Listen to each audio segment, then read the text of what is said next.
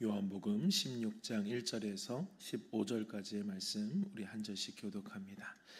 내가 이것을 너희에게 이름은 너희로 실족하지 않게 하려 함이니 사람들이 너희를 죽게 할 뿐 아니라 때가 이르면 물은 너희를 죽이는 자가 생각하기를 이것이 하나님을 섬기는 일이라 하리라. 그들이 이런 일을 할 것은 아버지와 나를 알지 못함이라.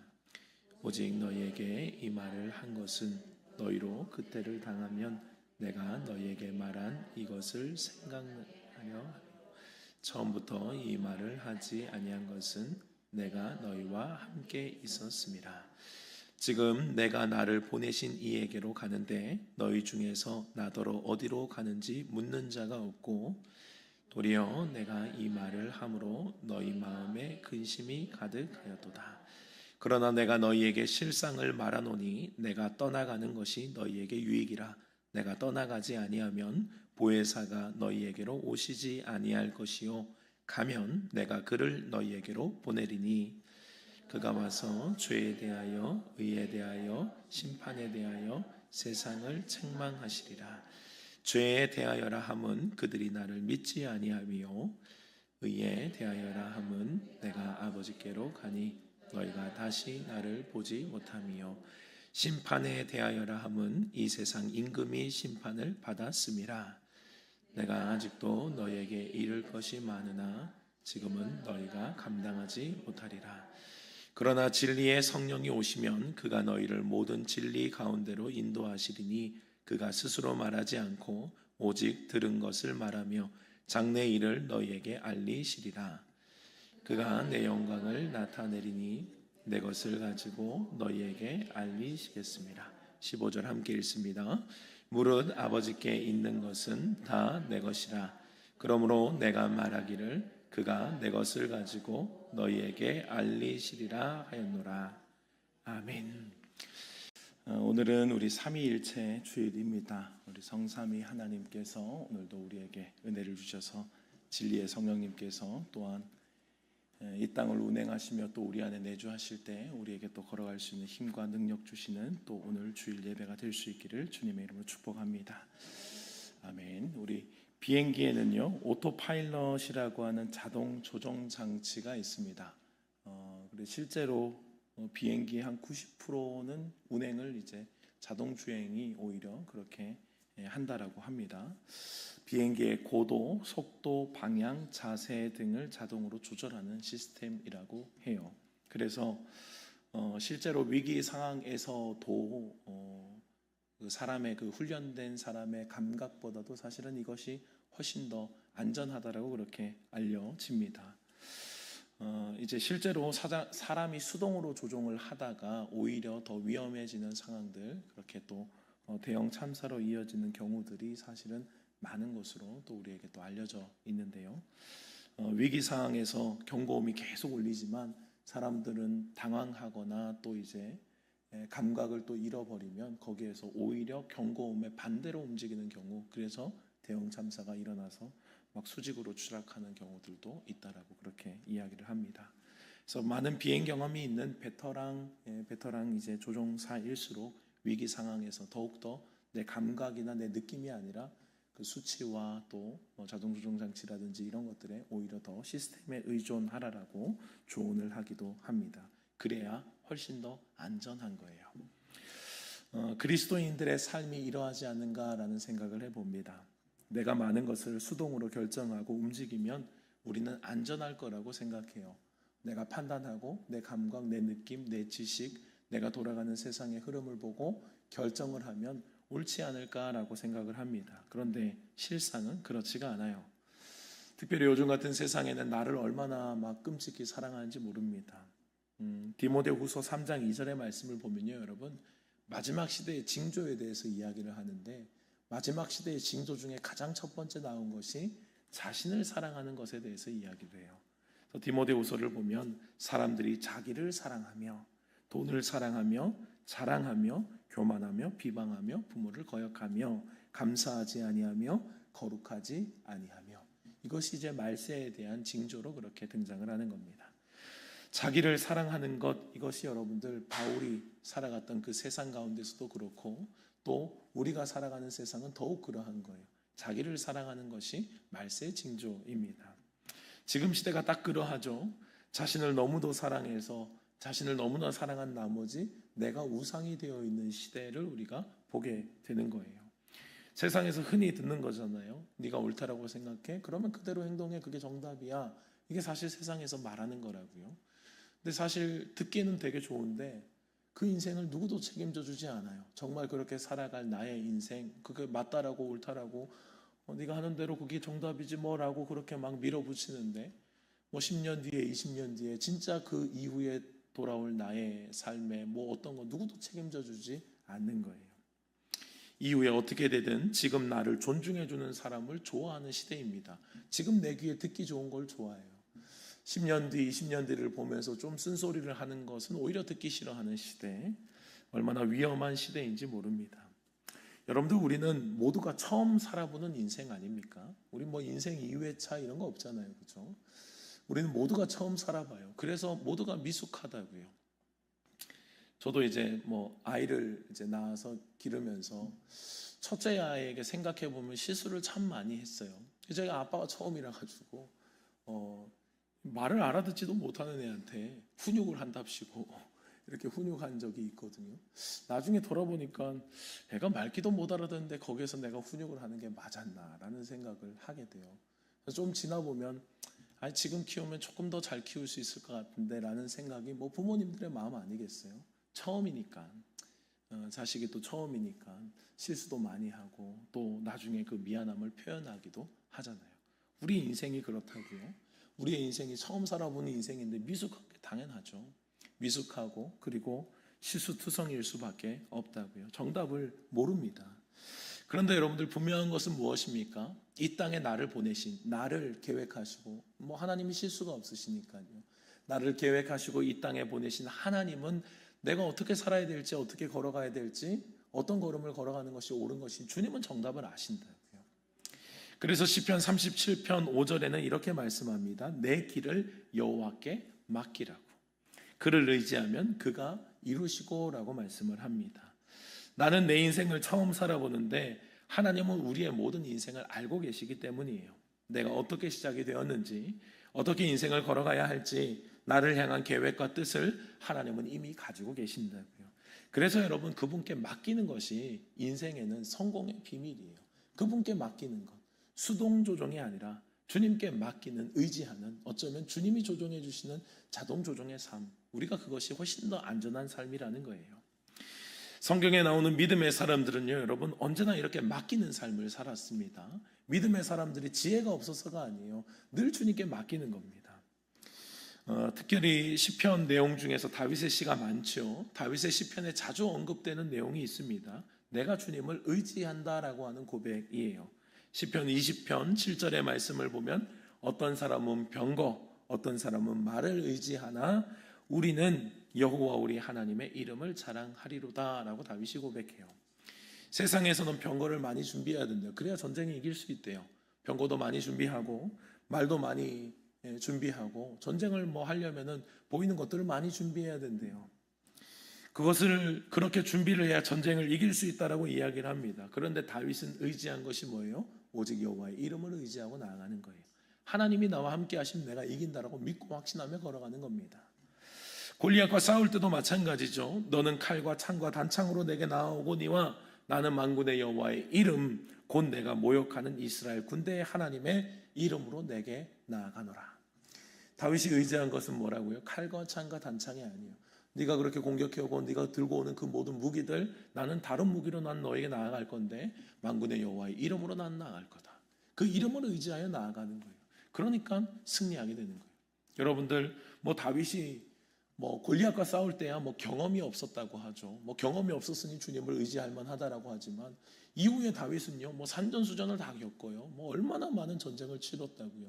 근데 여러분들, 다윗의 이후의 삶을 봐도요, 똑같이 고백하는 거예요. 주님, 내가 올라갑니까 맙니까? 내가 칩니까 맙니까? 이걸 계속 물어본다고요. 전쟁에 능숙한 사람이라고요. 그가 지혜가 없거나 힘이 없거나 뭐 전쟁을 할 줄 몰라서가 아니에요. 그 이름을 의지하는 것이, 하나님을 의지하는 것이 진짜 승리임을 믿었기 때문에 다윗은 끝까지 그런 삶을 살아가는, 하나님을 의지하고 하나님을 믿고 신뢰하는 삶을 걸어가는 겁니다. 내가 가진 어떠한 지식보다 하나님을 의지하는 것이 정답임을 알았던 사람, 그래서 다윗은 늘 승리의 삶을 살아가는 거예요. 주님을 의지할 때에 세상의 어떠한 한계도 초월하여 이기는 삶을 살게 될 줄로 믿습니다. 이 비밀을 여러분들 우리가 분명히 알아야 돼요. 그래서 믿음의 사람들의 승부는 어디에 있어요? 내가 얼마나 나를 내려놓을 수 있느냐, 내가 가지고 있는 지식, 내가 경험하고 내가 눈에 보이는 모든 것들을 얼마나 내려놓고 주님을 의지할 수 있느냐의 싸움이에요. 주님을 얼마나 믿고 신뢰하며 걸어갈 수 있냐의 싸움. 여러분들 쉬울 것 같죠? 잘 안 돼요. 여러분들 수영에서 수영을 잘하려면 제일 중요한 것은요, 힘을 빼는 거예요. 힘을 빼야 물에 뜨거든요. 근데 이제 요령이 없는 사람들은, 수영을 못하는 사람들이 오히려 힘을 줘서 가라앉게 된다고. 그래서 수영할 때 잘하는 사람은 힘을 빼야 돼요. 힘을 빼고 거기에서 힘을 주는 법을 배워야 됩니다. 어디에서 적절하게 힘을 줘야 되는지, 힘을 뺀 상태에서 물에 나의 몸을 맡기는 것, 그것이 수영을 배울 때 첫걸음입니다. 여러분들 우리의 인생도 똑같아요. 우리의 인생도 힘을 빼야 되는 거예요. 오히려 힘을 주면 줄수록요 깔아앉게 되어 있어요. 수동 조작이 훨씬 위험해요. 훨씬 위험하고 힘들고 어렵다고요. 그러나 하나님께 맡기고 의지하는 삶은 반드시 주님의 은혜 가운데 승리하게 될 줄로 믿습니다. 하나님을 의지하는 자동 조작에, 이게 말이 좀 이상하긴 한데요, 하나님을 의지하는 그런 은혜의 삶을 살아가는 저와 여러분들이 될 수 있기를 주님의 이름으로 축복합니다. 예수님이 이 땅에 오셔서 공생애를 사실 때 제자들에게 가르치시는 원리가 이 원리예요. 주님과 함께 살아야 된다는 거예요. 예수님은 곧 이 땅에서의 사명을 마치시고 아버지께로 돌아갈 줄을 아십니다. 돌아가야 할 줄을 아셨습니다. 그래서 마지막 제자들에게 당부와 가르침을 주시는 것, 우리가 지난주부터 보고 있는 요한복음의 말씀이고, 요한복음의 13장에서 16장까지의 말씀을 우리는 예수님의 고별 설교라고 해요.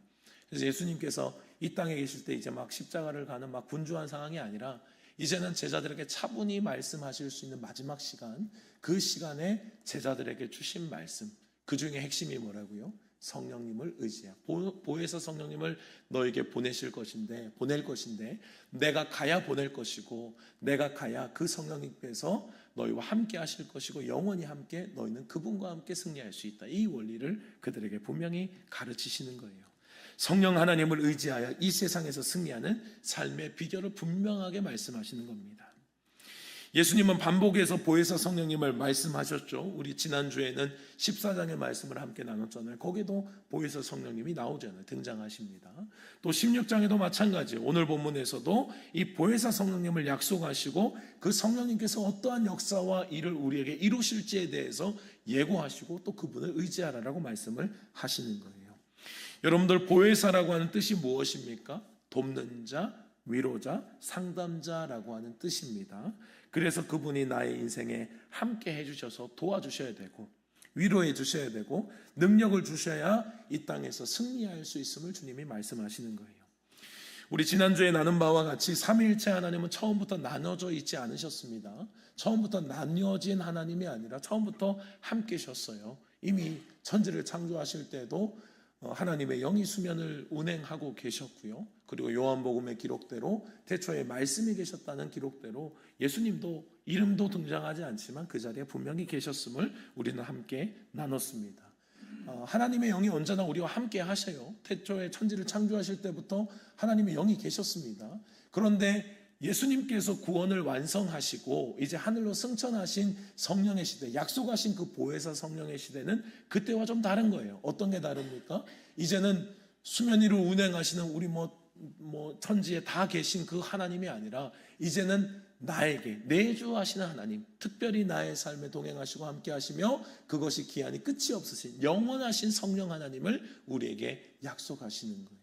그 성령 하나님과 함께 해야 되는 특별한 은혜의 시대. 그래서 우리는 지금 어떤 시대에 삽니까? 성령의 시대에 살아요, 여러분. 그래서 성령의 시대에서요, 이 성령님을 의지하지 않고는 절대로 살아갈 수가 없는 거예요. 이 성령의 시대는 성령님을 의지하고 살아가야 될 시대예요. 성부 하나님의 은혜와 사랑이 있었죠. 성자 예수님의 이 땅에서의 분명히 헌신적인 사랑과 우리에게 보여주신 그 십자가의 은혜가 있었죠. 그리고 우리에게 지금 약속하시고 허락하신 시대는 동일한 하나님입니다. 그러나 성령으로 우리와 함께 하시는 성령의 시대임을 우리가 잊지 말아야 되는 것입니다. 믿고 성령 하나님을 기다리는 자는 성령의 충만함을 받고 약속하신 그 성령의 능력으로 넉넉히 이 땅 가운데 영원히 주님과 함께 승리하며 살게 될 것입니다. 구약의 믿음의 사람들이 날마다 하나님을 의지하여 승리했던 것처럼, 다윗이 하나님을 의지하여 승리했던 것처럼 우리의 인생의 승리도 마찬가지예요. 여러분들, 다윗이 하나님과 함께 했던 시대와는 비교가 안 되는 시대라니까요.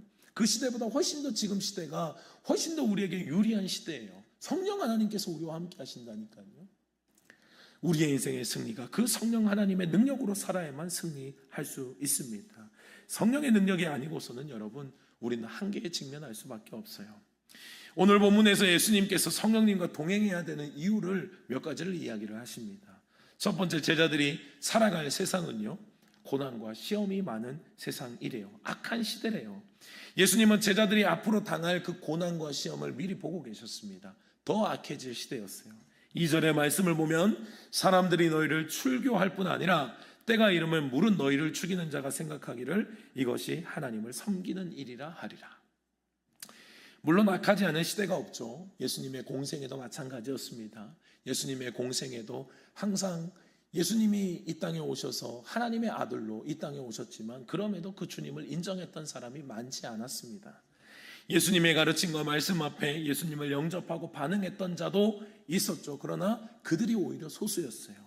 더 많은 무리들은 예수님의 가르침을 배척했고요, 오히려 예수님을 죽이려고 했던 사람들이었습니다. 이 땅에 오신 하나님 존귀하게 여기고 예우하는 삶이 아니라 핍박하고 더 나아가 하나님의 아들을 죽이기까지 했던 악한 세상. 요한복음의 기록처럼 자기 땅에 오매 자기 백성이 영접하지 않았던 시대, 그 시대가 예수님의 시대였고 지금 시대도 동일하다는 거예요. 여러분들이 예수님의 능력이 부족합니까? 예수님 능력 부족하지 않아요. 사람들은 능력은 인정했다고요. 그러니까 기적이 중요하지 않아요, 여러분. 기적은 하나도 중요해요. 기적이 믿음으로 연결되어야 되는 거지, 기적이 믿음으로 연결되지 않으면 아무 의미가 없는 거예요. 아, 신기하네, 밥 먹었네, 배부르네, 그러고 그냥 가는 거예요. 그냥 똑같은 거예요. 눈앞에서 봤어요. 신기하네, 안진뱅이가 일어났네, 눈을 떴네, 신기하네, 그러고 가는 거예요. 그게 믿음으로 연결 안 되면요, 여러분, 기적은 아무 의미가 없어요. 실제로 예수님의 기적을 목도했던 사람들이 여러분들 얼마나 많았습니까? 여러분들 떡을 먹은 사람들만 해도 생각해보세요. 5,000명이 떡을 먹었잖아요. 그런데 여러분들 그 떡을 먹은 사람들조차도 다 주님께 돌아온 게 아니라니까요. 그 기적을 보고 배부르냐고 배를 두드리며 그냥 돌아가는 거예요. 허다한 무리예요. 예수님을 따라갔던 무리들은요, 여러분들 제자들도 있었지만 더 많은 무리들, 허다한 무리가 있어요. 허다한 무리는 그냥 우르르 몰려다닌 거예요. 저게 무슨 일이 있나, 기적이 일어나네, 신기하네, 즐겁네, 보고 흩어지는 무리들. 여러분들, 우리도 만약에 주님을 허다한 무리로 쫓아다니면요, 기적이 있네, 뭐가 있네, 신기하네, 그러다가 그냥 흩어지는 거예요. 제자가 되질 못한다고요. 눈앞에 수많은 기적이 일어났지만 악한 세대의 사람들은요, 예수님 자체에 주목하지 않는 거예요. 특별히 요한복음의 기적을 우리는 분명히 알죠. 요한복음의 기적은 특별히 다른 복음서에 나온 기적들과 조금 다르게, 다른 기적들이 이제 의도를 가지고 그렇게 배치가 되어 있는데요, 그 모든 기적들은 뭘 바라보게 해요? 예수님을 바라보게 한다고요. 특별히 요한복음의 기적이 그래요. 요한복음을 표적이라고 이야기를 하잖아요. 왜냐하면 예수님을 보게 하기 때문에 그런 거예요. 근데 예수님을 못 보면 어떻게 돼요? 그냥 기적은 기적인 거예요. 그냥 기적으로 끝나는 거예요. 신기하네, 놀랍네, 죽은 자가 살아났다고, 진짜 그런 일이 있어? 그러고 그냥 가는 거예요. 수많은 악한 세대의 사람들, 예수님을 외면했던, 여러분들, 예수님의 제자들이 성령의 능력으로 힘입어야 되는 이유가 여기에 있는 겁니다. 갈수록 세상이 악해지고요, 갈수록 예수님을 안 믿어요. 갈수록 예수님의 증거와 기적이 눈앞에 드러나도요, 예수님의 시대가 그랬는데 지금 더 안 그러겠네요. 눈앞에 기적이 드러나도요, 반응하는 무리들도 있겠지만 그냥 허다한 무리로 쫓아다닐 뿐이에요. 습관적으로. 더 앞으로 세상은 악해질 것이고 제자들이 살아가야 될 세상은 성령의 능력이 아니고서는 이길 수가 없는 세상인 거예요. 당시 유대교 사회에서는 여러분들 공동체 사회입니다. 출교당하는 것이 그냥 너랑 안 살지 이런 게 아니에요. 그냥 공동체 생활 자체가 공동체 생활이기 때문에 공동체에서 배척당했다라고 하는 것은 생활 자체가 불가능한 거예요. 모든 생활이 불가능하다고요. 생존의 위협까지도 이어지는 겁니다. 내가 살아가는 모든 삶의 관계들이 끊어지는 거예요. 뭐 때문에요? 예수님을 믿는 것 때문에 그렇게 끊어지게 될 거다라고 하는 거예요.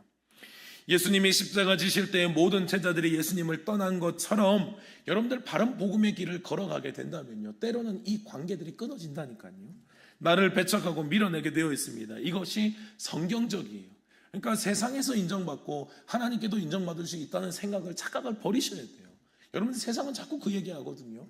교회가 좀 세상 가운데 인정도 좀 받고 좀 우리가 좀 인정할 만한 그런 태도와 행동을 좀 취하라라고 이야기를 합니다. 근데 여러분, 맞춰도 안 된다니까요. 거기에 속으면 안 돼요. 그거 맞춰주잖아요. 그럼 다음에는 더 복음의 능력을 희석시킬 수 있는 요구들을 해내는 거예요. 그럼 끝까지 그 요구 들어줘 보세요. 그러면 우리가 너희들을 인정할게. 그렇게 될 것 같죠? 여러분들, 절대로 그렇지가 않습니다. 세상은 아무리 우리가 그들을 맞춰줘도요, 그들의 반응은 이거 하면 맞춰줄게, 이거 하면 맞춰줄게, 계속해서 그렇게 하면 우리를 인정해 줄 것 같아요. 근데 여러분들 착각이에요. 신앙생활은 그렇게 안 돼요. 세상과 하나님을 겸하여 섬길 수 없다는 주님의 원리가 있음을 여러분들 기억하셔야 됩니다. 이거는 영적인 원리예요. 이건 이론이 아니거든요. 영적인 원리예요. 영적인 원리 둘 중에 하나를 선택하는 거예요. 세상에서 배척을 당하고 하나님의 나라에 깊숙이 들어가든지 아니면 세상에 속하든지 둘 다 인정받으면서 적당히 살아야지. 여러분들, 그것은 이미 세상에 속한 거예요. 이미 적당히 세상 가운데 속한 거라고요. 바른 복음의 길을 걸어가면 여러분들 끊어지게 되어 있어요. 관계들이 끊어진다고요. 이게 너무 자연스러운 거예요. 세상에 들어가서 빛과 소금의 역할을 감당해야지. 그러다가 여러분들 내 빛과 소금의 역할과 내 이 빛을 소금을 잃어버린다고요. 그러니까 그게 위험한 거예요. 그냥 들어가기만 하면 되는 게 아니라 가지고 들어가야 돼요. 빛을 가지고 들어가야 되는 거고 소금의 능력을 가지고 짠맛을 가지고 들어가야 되는 거지 무조건 들어간다고 되는 게 아니에요. 근데 지금 우리 이 땅은 어떻습니까, 여러분? 이 땅에 우리 세상들은요, 자꾸 우리에게 그냥 들어오라고만 이야기를 해요. 또 순진하게 믿음의 사람들이 속아요. 들어가야 된다고 막 우리가 세상에 들어가야 되는데. 맞죠? 근데 짠맛 없이 들어가서 뭐 할 거예요? 우리가 빛의 역할을 감당하지 못한 들어가서 뭐 할 거예요? 똑같이 세상 사람들과 있을 건데 그게 들어가는 의미가 있나요, 여러분? 속으면 안 돼요. 여러분들, 그래서 말세가 될수록 더 모이기에 힘쓰라고 하는 거예요. 흩어져서 막 이렇게 빛으로 소금으로 살아내라. 맞죠? 맞지만 틀린 거예요. 왜요? 모여서 빛으로 소금으로 능력을 가지고 들어가야 된다고.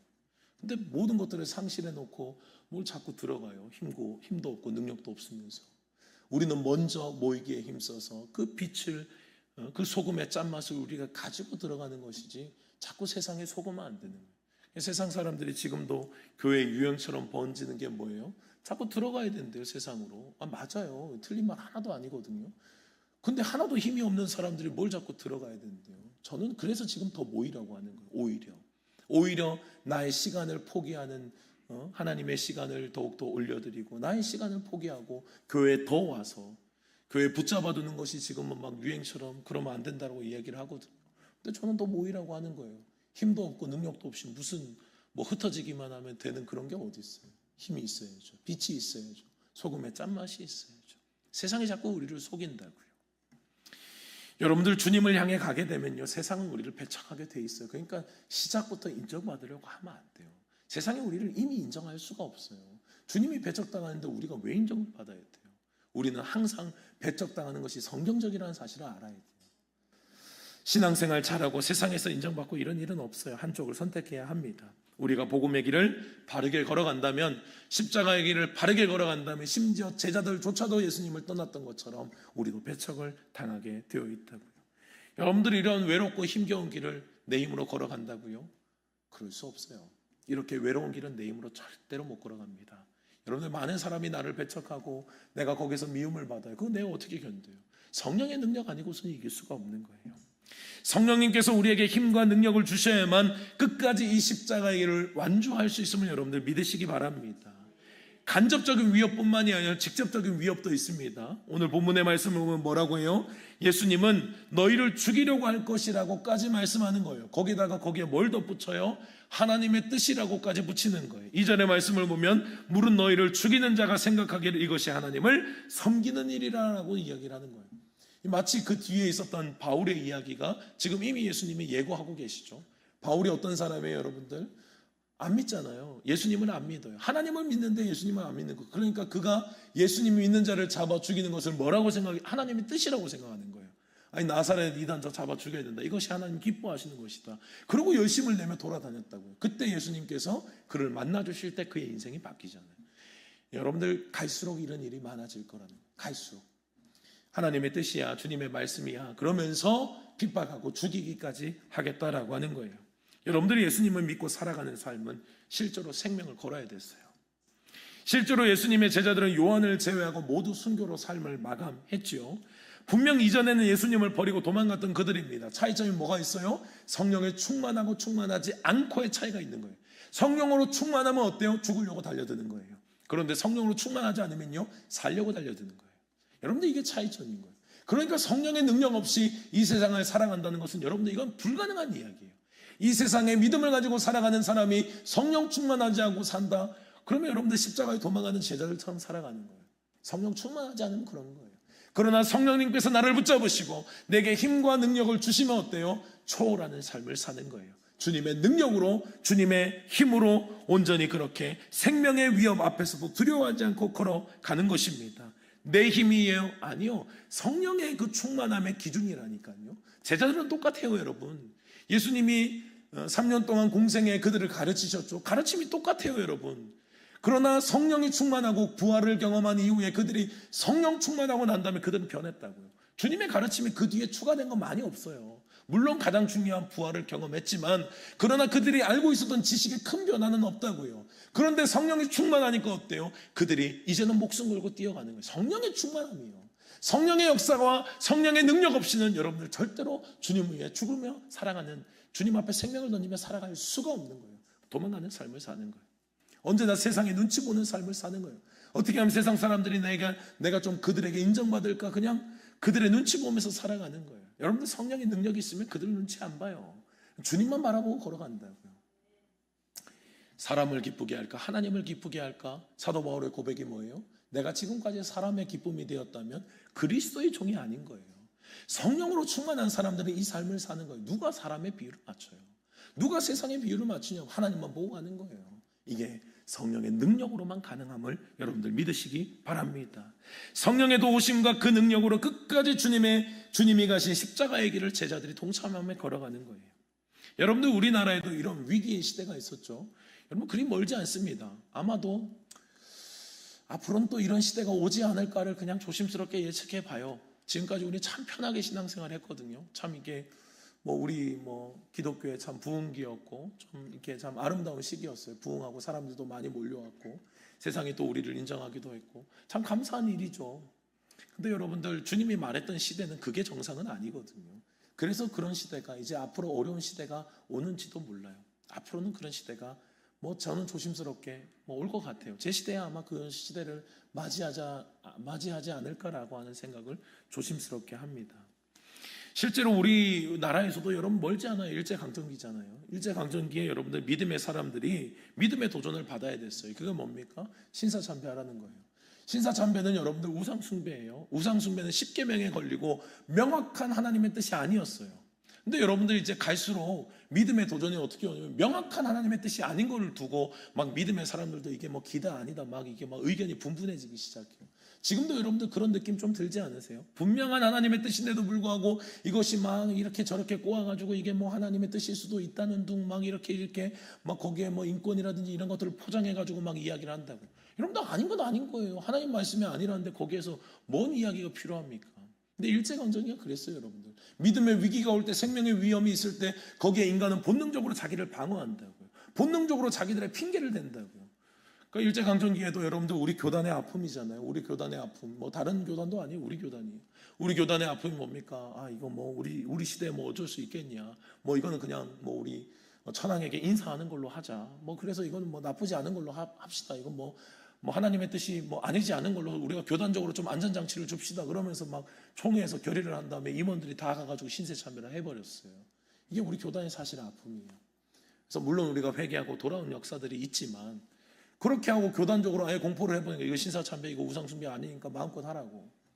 그러니 여러분들 믿음의 사람들 안 그래도 조마조마하고, 안 그래도 이렇게 생명의 위협을 받으면서 이렇게까지 해야 되는 연약했던 사람들이 총회에서 결의를 해버리니까 다 따라가 버리죠. 믿음의 사람들 거기서 힘있게 버틴 사람들이 얼마나 있겠어요. 다 그냥 넘어지는 거예요. 신사참배하면서. 신사참배라는 믿음의 도전, 그렇지 않으면, 그거 하지 않으면 감옥에 잡혀가거나 심하면 목숨을 잃어야 됐거든요. 그 위험 앞에서 버틸 힘이 있는 사람 별로 없었어요. 그 중에 대표적인 사람이 누굽니까? 신앙을 타협하지 않고 신사참배하지 않았던 사람, 끝까지 저항했던 믿음의 선배, 대표적인 인물이 주기철 목사님이죠. 주기철 목사님의 일생을 다룬 영화가 있습니다. 일사각오라고 하는 영화인데요, 주기철 목사님께서 무악산 십자가 바위에서 올려드린 기도의 장면이 나옵니다. 그때 주기철 목사님이 기도하셨던 기도의 제목이 몇 개가 있어요. 4가지의 기도의 제목으로 구성이 되어 있는데, 첫 번째 기도의 제목이요, 죽음의 권세를 이기게 하옵소서요. 두 번째 기도의 제목이 지루한 고난을 견디게 하여 주옵소서라고 하는 기도 제목이었습니다. 그리고 세 번째, 네 번째가 이제 교회와 또 가정을 부탁하는 노모를 부탁하는, 그러니까 가정을 위한 기도를 그렇게 올려 드리셨어요. 여러분들, 주기철 목사님의 기도는 어떤 기도입니까? 이미 죽음을 각오하신 기도였어요. 이미 죽음을 각오하고 내가 끝까지 주님을 선택하리라. 이미 시작부터 그 기도가 시작되는 거예요. 그리고 끝까지 주님을 선택할 수 있도록 그 고문 가운데서도 끝까지 너 어떻게 할래? 뭐 이렇게 고문하면서 또 집에도 보냈다가, 그러니까 따뜻한 가정의 품 안에서 어떻게든 마음 좀 약해지라고 고문하다 보내고 뭐 이랬거든요. 그래도 주기철 목사님, 그리고 그 사모님은 뭐 거기에 대적 같은 믿음으로, 막 사모님도 그 돌아온 주기철 목사님 그냥 밖에 보내는 거예요. 그냥 당신이 여기 올 사람이 아니라고 보내는 거예요. 주기철 목사님, 여러분들 쉽게 순교하신 게 아니에요. 하나님의 도우심을 구했다. 기도하며 하나님의 도우심을 구한다. 여러분들, 인간의 힘으로 생명이 가장 우리에게 생명이 가장 존귀한 것인데, 이 생명을 어떻게 포기하며 주님을 선택해? 내 힘으로는 안 되는 거예요, 여러분. 그래서 많은 믿음의 사람들이, 여러분들 우리가 그 시대에 간다라고 생각해 보세요. 여기 진짜 자신 있는 분들 몇 분이나 계세요? 거의 없을걸요. 저도 만약에 그 현장에 가면 말이야 할 수 있겠지만, 정말 내가 그 자리에서 그 선택을 할 수 있을까는 퀘스천이에요. 의문이라고요. 물론 저도 그렇게 할 수 있으면 너무 좋겠습니다. 근데 여러분들, 인간의 힘으로는 안 되는 거예요. 인간의 힘으로는 그렇게 할 수 없어요. 주님께서 은혜를 주시고 능력을 주시고 성령의 능력으로 사로잡아 주셔야 내 생명보다 주님의 뜻을 귀하게 여기고 그 길을 걸어갈 수 있음을 여러분들 믿으시기 바랍니다. 성령의 능력이 아니고서는 안 되는 거예요. 순교, 여러분들 내 힘과 의지로 할 수 있다고 여러분들 절대로 못해요. 성령의 능력으로 하는 거예요. 하나님의 사람들도 늘 그 자리에서, 그 순간에서, 그 선택의 순간에서 넘어지지 않도록 여러분들 기도하며 은혜를 구했음을, 성령의 능력을 구했음을 여러분들 기억할 수 있어야 된다고요. 요한계시록 2장에서 3장을 보면요, 소아시아 7교회에 하시는 성령의 음성이 등장을 합니다. 여러 교회들, 7교회들이 등장하죠. 그 중에 두 번째로 나오는 서머나 교회는요, 환난과 핍박이 극심했던 상황에서 믿음을 지킨 교회입니다. 그래서 주님께서 칭찬하시거든요.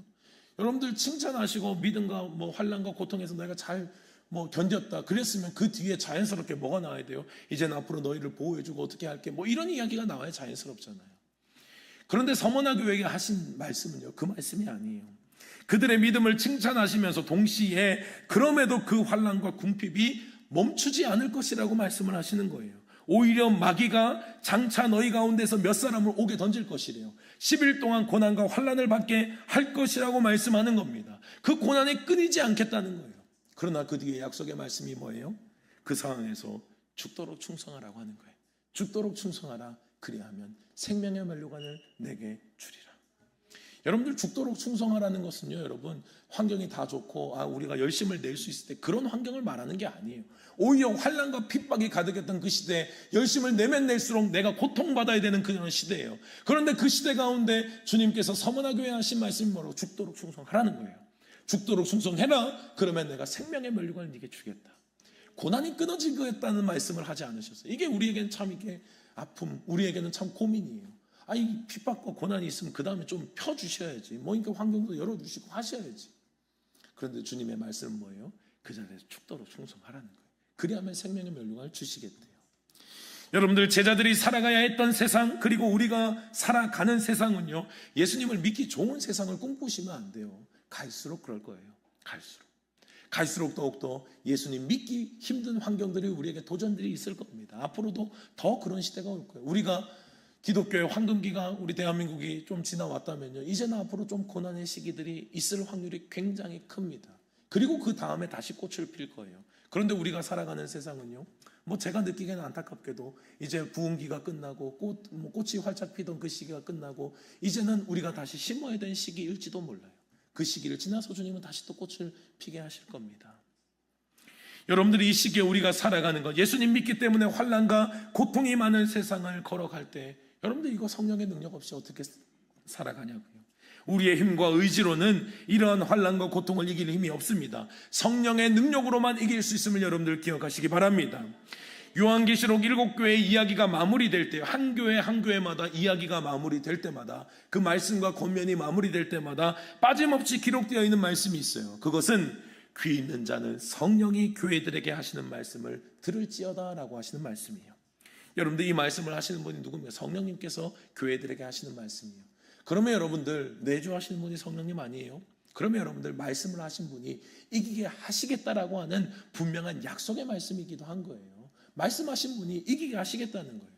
그러면 그 성령의 능력을 의지하여 그 환난 가운데서도 분명히 내가 너희를 도우겠다라는 주님의 약속의 말씀이 있음을 여러분들이 잊어서는 안 되는 겁니다. 성령 안에서 환난과 고난을 이기며 나아갈 수 있는 저와 여러분들이 될 수 있기를 주님의 이름으로 축복합니다. 이상하게 여기지 마세요. 당연한 거예요. 당연한 거. 믿음의 사람들은 모두가 이 걸음을 걸어왔어요. 나에게 특별해 보입니다만 그러나 여러분들 그 모든 것들 모두에게 주시는 하나님의 그런 고난과 환난의 여정들이 있어요. 그거는 주님과 함께 통과하는 거예요. 내 힘이 아니라 주님과 함께 성령을 의지하여 내 힘으로 아등바등이 아니라 주님이 주신 힘으로 넉넉히 승리할 수 있음을 믿으시기 바랍니다. 그리스도인들은 어려움을 피해가지 않아요. 여러분들 그래서 안타깝게도 주님 믿으면 잘 됩니다라는 말씀이 성경적이지가 않아요. 물론 주님께서 많은 환경들을 보존해 주시고 은혜를 주시거든요. 그런데 그것이 우리의 본론이 아니라고. 때로는 주님을 믿을 때, 주님을 선택할 때에 이런 고난과 어려움이 있는데 너희 그래도 그 길을 선택하겠냐? 이것이 항상 말씀의 질문이라고. 그때 믿음이 있는 사람들은 어때요? 거기에서도 대답할 수 있는 거예요. 주님과 함께 이기며 걸어가겠습니다. 그 환난 가운데서도 분명히 그 어려움을 이기는 성령의 도우심으로 이기는 믿음의 사람들임을 여러분들 기억하시기 바랍니다. 성령님을 의지하면 이기게 되는 겁니다. 고와 같이 우리를 버려두지 않으시고 항상 함께 하실 것이라 약속하심처럼 우리의 삶에 세심한 주님의 손길로 그때마다 이기림을 반드시 주실 것입니다. 그리고 그 길에 승리하며 나아갔을 때에 주님께서 우리의 삶에 어떠한 은혜를 주신지 우리가 분명히 경험하게 될 것입니다. 삶의 무게가 너무 무거울 때에 우리는 주님이 안 보일 때가 있어요. 여러분, 하나님 도대체 어디 계십니까? 내 일이 어렵고 눈물 나는 시대 가운데 왜 주님 안 계십니까? 라고 할 때가 있어요. 그러나 여러분, 때로는 주님이 보고 계시는 거예요. 여러분들 아브라함에게 하나님을 사랑하는 믿음이 있다는 거 몰랐습니까? 하나님 다 알고 계셨어요. 근데 하나님이 아브라함에게 하신 말씀은 이삭을 바치라는 거예요. 아니 그 귀한 아들, 주님의 약속의 아들이잖아요. 그 귀한 아들을 바치라는 거예요. 아브라함은 아무 말 안 해요. 그리고 이삭을 데리고 모리아산으로 올라가는 거예요. 그리고 난 다음에 말씀대로 칼을 뽑는 겁니다. 그때의 주의 사자가 멈추는 거예요. 멈춰라. 내가 이제야 네가 나를 사랑한 줄 내가 알겠다. 주님께서 하셨던 약속 말씀이 뭐예요? 그 믿음을 분명히 알고 계셨거든요. 근데 그때 아브라함에게 주셨던 말씀이 네가 이제서야 네 어떤 귀한 것보다 나를 더 사랑한 줄 내가 인정한다라고 주님께서 선언하시는 거예요. 여러분들 때로는 우리가 고난을 걸어갈 때에 그런 의미가 담겨 있는 거예요. 너의 믿음을 보이라는 거예요. 여러분들 때로는 주님 앞에 그 믿음을 보이라고 하실 때가 있어요. 거기에서 여러분들 넘어지면 안 돼요. 그때는 왜 이래요 주님, 하나님 아파요, 힘들어요, 맞아요, 아프고 힘든 시기예요. 그러나 여러분들 그때는 주님께서 우리에게 자꾸 말씀하시는, 너 정말 믿음이 있니? 너 정말 나와 함께 이 세상을 걸어가고 있니? 그거 한번 보여달라. 그거 한번 보여달라고 주님 말씀하시는. 그때 여러분들 그때 드러나는 거예요. 내가 가지고 있는 믿음이 드러나는 거예요. 내가 가지고 있는 주님을 신뢰하고 성령의 능력으로 내가 살아가고 있는 자인가 그렇지 않은 자가 그때 드러난다. 여러분들 그 어려움의 시기 가운데 주님 앞에 나의 믿음을 증명할 수 있는 성령의 능력과 은혜가 있기를 주님의 이름으로 축복합니다. 어려움의 그 시기 때에도요, 여러분 그때도 멈추게 하시잖아요. 아브라함의 칼을 멈추게 하시잖아요. 주님이 보고 싶은 게 뭐예요? 환난을 당하는 거예요?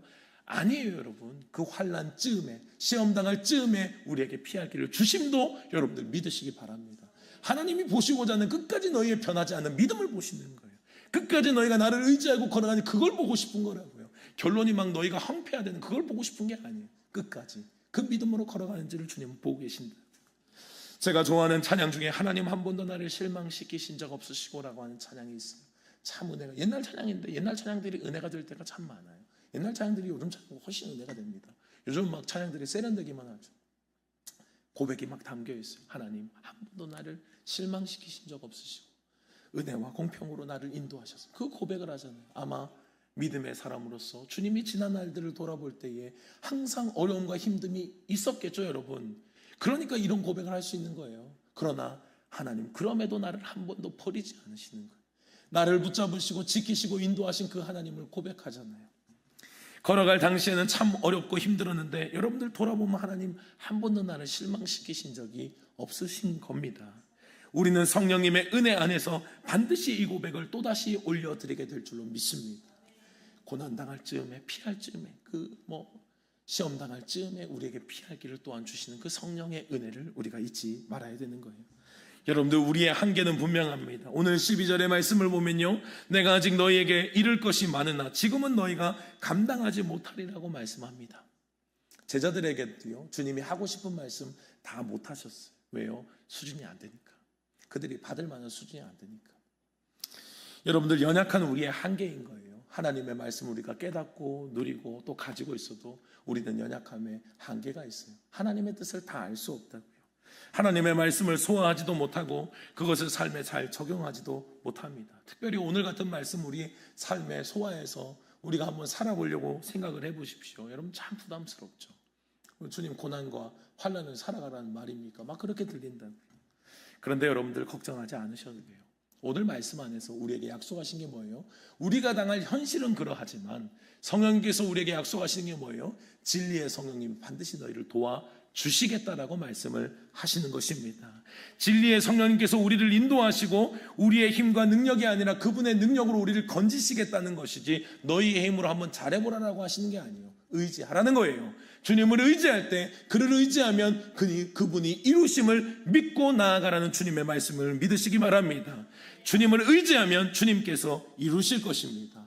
오늘도 우리의 고백은 분명한 거예요. 주님, 나는 못합니다. 주님은 그것을 듣고 싶으신 거예요. 내가 하겠다는 말씀을, 내가 하겠다는 고백을 듣고 싶은 게 아니에요. 주님, 나는 못합니다를 듣고 싶은 거예요. 주님, 나는 못합니다. 그러나 진리의 성령님께서 나와 함께 하시면 깨닫게 하시고 알게 하시고 무지하고 연약하지만 주님의 말씀 앞에 내가 다 이해하지 못할지라도 순종하며 걸어갈 때 주님, 나의 삶이 주님 안에 승리할 수 있음을 믿습니다. 이 고백을 우리에게 원하고 계심을 여러분들 기억하시기 바랍니다. 오늘도 우리에게 원하는 것, 조금 더 애써 봅시다, 힘을 냅시다, 아니에요. 성령의 능력 의지합시다. 주님의 능력을 의지하면 반드시 이기게 하실 것입니다. 주님, 나는 알 수 없습니다. 그러나 진리의 영이 함께 하시면 주님이 나의 삶에 주님의 뜻을 이루실 줄 믿습니다. 끝까지 주님을 의지하고 믿음의 여정을 포기하지 아니하고 순종하며 이 믿음의 걸음을 잘 걸어가는 저와 여러분들이 되시기를 주님의 이름으로 축원합니다. 주님 온전히 도우심이 주님께 있음을 우리가 믿음으로 고백하게 하여 주시옵소서. 우리의 살아갈 인생은 내 힘으로 헤쳐나가는 세상이 아닙니다. 그럴 만한 세상도 아니고 그것이 옳은 방법도 아니라고 주님 말씀하셨습니다. 어려운 세상 가운데 주님께서 성령님을 보내신 이유, 그분과 함께 승리할 수 있기 때문입니다. 오늘도 성령의 능력을 의지하고 나가는 모든 믿는 자들에게 주님 믿음대로 이루어지는 역사가 있게 하여 주시옵소서. 성령님, 우리의 인생을 붙잡아 주셔서 때로는 힘겹고 어려운 삶의 순간마다 주님이 나를 도우심을 잊지 않도록 도와주시고 그 주님을 의지하여 넉넉히 이겨낸 주의 백성들 다 되게 하여 주시옵소서. 주님, 연약한 우리들 흔들릴 때가 참 많습니다. 주님이 보이지 않을 때, 환경에 묶여 있을 때 하나님만의 원망과 불평, 이스라엘의 이야기가 아니라 나의 고백이 되기도 합니다. 그러나 그때마다 주님께서 나와 함께 하심을 잊지 않고 믿음의 언어로 승리할 수 있도록 은혜 베풀어 주시옵소서. 여전히 하나님 나와 함께 하시기에 흔들리지 않는 믿음으로, 담대한 믿음으로, 낭망하지 않으며 내 안에 주님으로 채워가며 그 주님과 함께 넉넉히 승리하는 믿음의 백성들 다 되게 하여 주시옵소서. 한 주간도 삶의 자리들마다 하나님의 도우심 없이는 이길 수 없습니다. 주님 도와주시옵소서. 주님께서 파송시켜 주시는 모든 삶의 자리들마다 그곳에서 내가 주님의 은혜와 능력을 드러내야 될 하나님이 보내신 곳임을 잊지 않게 하시고 그곳에서 주님의 역사를 마음껏 드러내는 믿음의 일꾼들이 다 되게 하여 주시옵소서. 지금은 우리 주 예수 그리스도의 은혜와 하나님의 크신 사랑하심과 성령의 교통하심이 오늘도 성령의 능력을 의지하여 내 힘으로 힘주는 삶이 아니라 주님의 능력에 의지하는 삶으로 승리하기를 소망하는 이 자리에 모인 모든 주의 사랑하는 성도님들 머리 위에 가정과 직장과 자녀들 위에 주님께서 피로 값주시고 세우신 세종교회 위에 이제부터 영원토록 함께 하시기를 간절히 축원하옵나이다. 아멘.